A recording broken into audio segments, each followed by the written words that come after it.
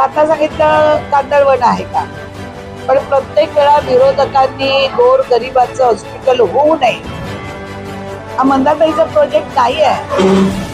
आतापर्यंत हे हॉस्पिटल अर्ध व्हायला पाहिजे होतं, पण प्रत्येक वेळा विरोधकांनी गोर गरिबाचं हॉस्पिटल होऊ नये हा मंदाताईचा प्रोजेक्ट नाही आहे.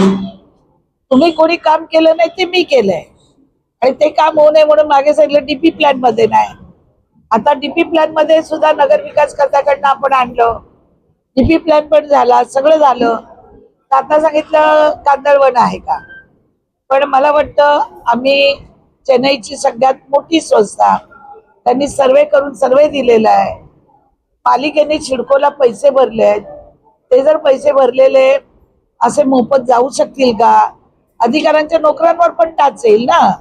जर त्यांनी कुठलाही शहानिशा न करता सिडकोकडनं प्लॉट विकत घेतला असेल, टेंडर काढलं असेल, तर त्याची शहानिशा आता आयुक्त साहेब, सिडकोचे अधिकारी, आज मला वाटतं मोठे असीम गुप्ता नगर विकास 2 चे अधिकारी 11 वाजता महानगरपालिकेत दौऱ्यावर येणार आहे ते सगळं पाहायला एक्झॅक्टली काय आहे. आपल्याला मी जवळजवळ 4 तारखेनंतर याच्यावर उत्तर देईन. वन खात्याचे अधिकारी येऊ द्या.